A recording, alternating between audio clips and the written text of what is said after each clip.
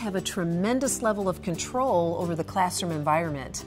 While they typically don't have control of the school schedule or the type of furniture in the room, they can develop specific arrangements that are more likely to result in student success. In this module, we'll discuss the 3 key considerations of effective learning environments. First, we'll discuss the teacher's ability to develop a consistent schedule to promote predictable behavior in the classroom. Next, the arrangement of the physical environment, including furniture and boundaries, will be considered. Finally, we'll talk about how the teacher can use his or her physical presence to create probabilities for student success. As a general rule, people like to know what's coming. They like to be able to predict what's going to happen next. You know how it feels more comfortable in a meeting when you have an agenda and can check things off as you go? Well, that kind of predictability is comfortable for our students too. In fact, we know that the more students can predict the daily activity, the fewer problems they are likely to have. In a sense, this consistency provides students with a feeling of control over their environment. Listen to how these teachers describe the importance of consistency. If you had that classroom management plan in place, of course there's always going to be things that come up that are unexpected, but if you stick with that and the kids see that you're sticking with that plan, they know what to expect from you, and therefore they're more comfortable and they're more likely to respect you. Because I always feel like if teachers end up giving a gray area, is what I always call it, if you're not sticking to your plan or what you said, then the kids are going to lose trust in you and not believe in you and not, want to listen to you. But if you have that plan and you stick to it and you're consistent with it, then the more likely the kids are to respond to you and respect you.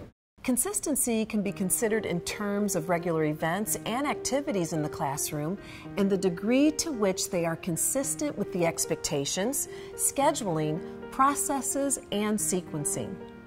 Maximum consistency means we do the same things at the same time of the day, in the same way, and in the same order, each and every day. Of course, 100% consistency is impossible and also unnecessary. The teacher's task is to consider how to best create consistent schedules and procedures for his or her unique classroom and students.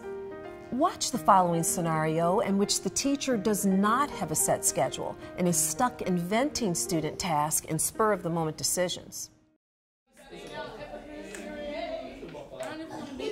All right, I'm hearing several folks talking, so we're going to need to move on to something else. Let's go ahead and get your journals out. And get some journals. Guys, we got to do this. We got to make sure we get it done by the end of the week. Guys, we got to get this done. All right, you got to make sure you're doing your journals. Okay, let's get them out. Get them out. Go ahead. Let's start. Let's start on your journals, please. Hey, Andre. Hey, you can't be walking out like I'm gonna have to call security. All right. Did you notice that when the students were not expecting the writing chore, it became much more aversive to them? Not having a regular schedule contributed to the escalation of a situation to a serious level. One way to make the students aware of the schedule is to put it in writing on the board or on a poster, and then remind students of what's coming next. If this is done consistently, students will be much less likely to argue or object to directions. Watch how this might work.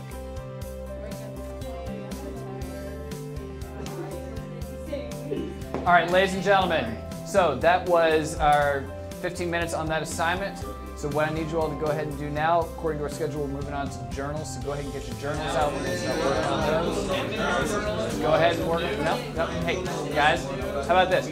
Listen, we got 10 minutes on our journals. After that, next thing on our schedule is that we're going to finish up that viewing guide from the video clip yesterday, all right? So give me 10 minutes on the journals, and then we'll move on to the viewing guide. Sound good? All right. Yeah. All right, 10 minutes. Go ahead and get your journals out. Let's start in on those. Thanks, guys. Y'all are awesome. It's not foolproof, but as a probability, we know that consistency provides better chances for success. Of course, if you work with students with disabilities, especially autism, consistency becomes an absolute essential component of a successful environment. However, all students and even adults benefit from the type of consistency that allows them to predict what will be expected and when. Perhaps the most essential form of consistency is in how we create routines that, through consistent repetition, become second nature for students. Take a look at this example of a consistent routine. Note that although the routine is consistent, the teacher continues to provide prompts to ensure success. Welcome, welcome. Come on and have a seat. Let's go ahead and get our notebooks, agendas out. Welcome, guys, girls. Go ahead and get our agendas out on the board. Welcome, Theo. On the board. Go ahead and get in your agendas. Write the I can statement. We're going to be going over today what we started yesterday with the race, using race as our format to answer our question. I know some of you didn't bring your agendas today, so I had some paper to write. Get together with your team and spend about 5 minutes discussing the following. What degree of consistency do you have in your daily classroom activities? Think about your expectations, your schedule, your procedures, and your sequencing. Consider where you might tighten it up to reduce student misbehaviors. Like the schedule, the physical environment is not totally under the control of the teacher. But there are several strategies and procedures that teachers can consider to enhance the probability of student success. We'll start this discussion with consideration of student and teacher desks and then move to boundaries and the physical layout or architecture. While there is no research supporting one specific arrangement of desk or furniture as being more effective than another, there are some simple considerations that can enhance the probabilities for student success. As a general rule, the teacher will want to arrange the desk in a manner that best accommodates the task at hand in consideration of the individual students in the room. For example, if student interaction is a part of the lesson, then arranging the classroom so that students can more easily converse and collaborate is logical. On the other hand, if independent work is an essential component of the lesson, then rows may present a more logical option. And I think some teachers are afraid to change their room to look different than it has all year. You know, to take these tables and do something different with them instead of having them in a rectangle the whole year. That it's okay to do that, that you should do that, that, you know, change it up based on your activity and don't be afraid, you know, to have the room look like it should for the instruction that needs to happen that day. And I've often found that as a good reset, like if you know, like in the classroom, like something's not driving with this class and it's not working, you're having a lot of behavior things, change the entire room and seating. Like, and then they come in and it almost feels like day one again. Yeah. And even talk to them like, guys, we're just gonna start over because something wasn't working. And that kind of gives them that reset so that they can start fresh and maybe try something new.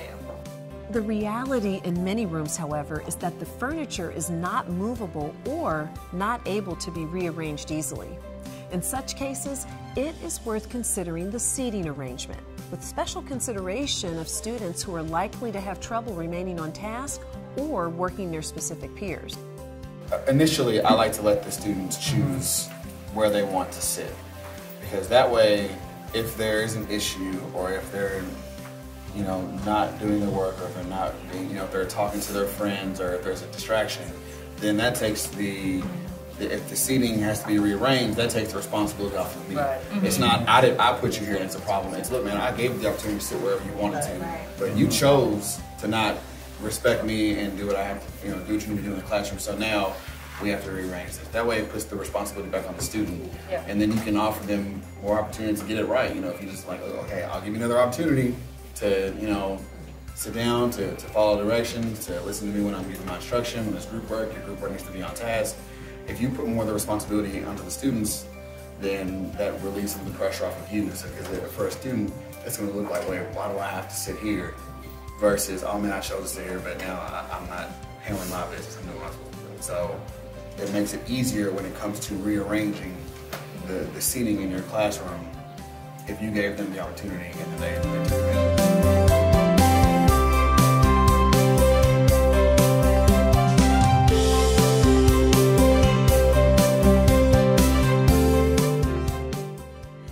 this teacher mentioned, assigned seats aren't necessarily something that needs to be done on the first day of school. But there will be times when assigning seats may be an appropriate strategy. In these cases, there are a couple of important points to consider. First, if you can help it, don't make seating changes obviously in response to individual students.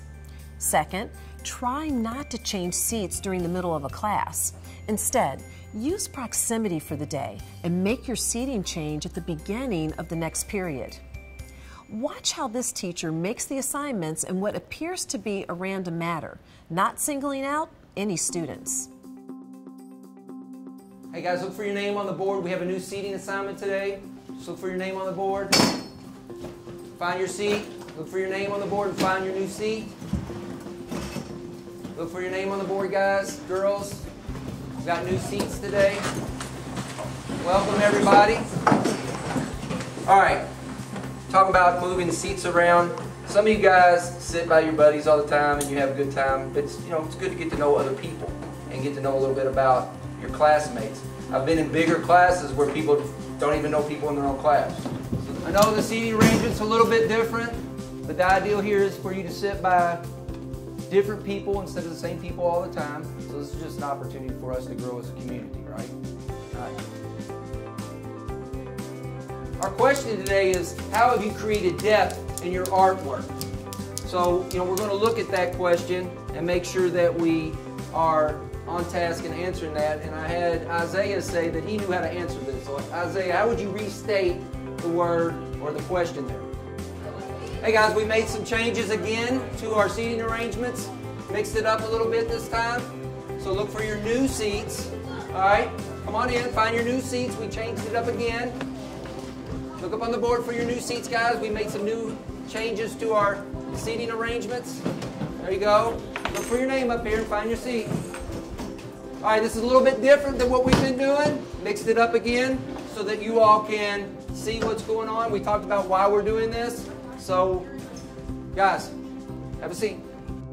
Notice that after the teacher realized that one of the groupings was problematic, a new seating arrangement was developed that did not specifically single out any students. Get together with your team and spend about 5 minutes discussing the following.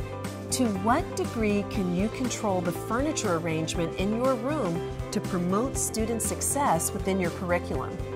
Also, discuss whether and how you have used any assigned seating. Discuss your experiences with student seating arrangements.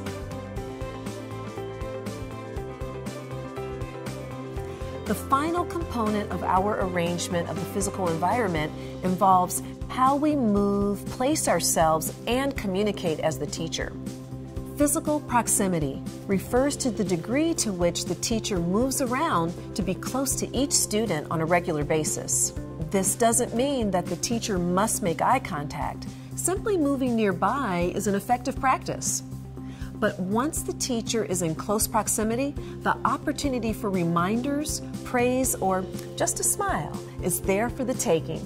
Much of what we're talking about here is called active supervision. This refers to how teachers are able to maintain attention to the entire classroom as they go about all the activities that make up a teacher's day.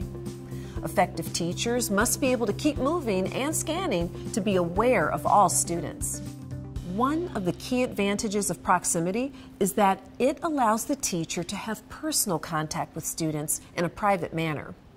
Personal and private contact is far less likely to elicit a challenge than is a public reprimand. In fact, a major consideration of any response to students is the tone of the teacher's voice. The teacher should never be visibly upset, angry, or frustrated by students. We are simply sorry that the student made a bad choice. And one thing that I'll add to that is that we're so used to using our teacher voice that, can go across your whole classroom, that sometimes I feel like teachers, and I've learned this myself over all my years, is that if I'm talking to a kid one-on-one about an issue, I need to lower my voice. Mm-hmm. And just the tone of just the loudness of your voice and the volume can totally change the situation of a conversation. So I think that that's something that I've learned over the years personally, and I think even within like the hallways and stuff, you know, a quick "can you please take your hood down" is different than "please take your hood down, Johnny." Yeah, in front of all of the kids. So, and when you make that one-on-one connection, they're less likely to like fire back at you. In addition to proximity and voice tone, effective teachers develop a knack for scanning all students on a regular basis. We call this active supervision, and it simply refers to the teacher being constantly aware of what all students are doing by maintaining clear sight lines wherein all students are in view on a very frequent basis. Sometimes we refer to this as the move and scan, never stopping for too long in any position with students out of sight. Watch these examples of teachers using active supervision. See if you can spot the one teacher that gets stuck in a position where not all students are in easy view.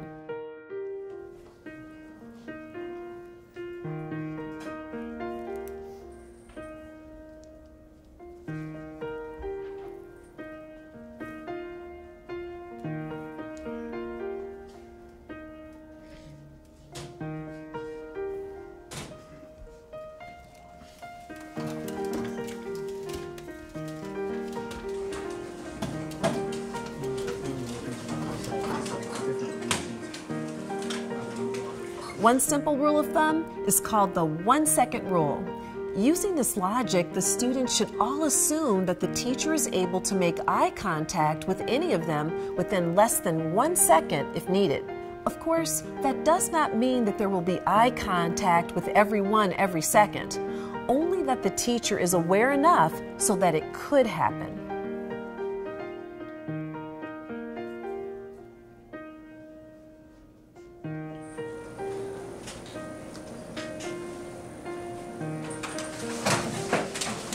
Hey, guys, get to work. Come on. So laborers and farmers. Active supervision is important because it provides for more frequent eye contact with students. Effective teachers are masters at using eye contact to prompt appropriate behavior. Watch how these teachers use their eye contact to prompt students.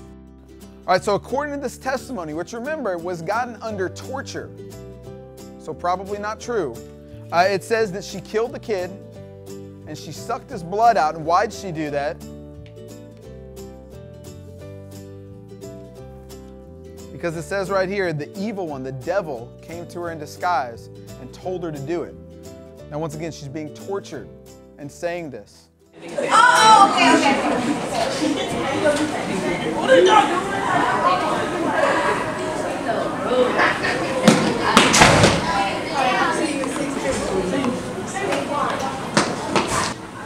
All right, let's go ahead and go to lunch. Consider some challenging students with whom you regularly interact.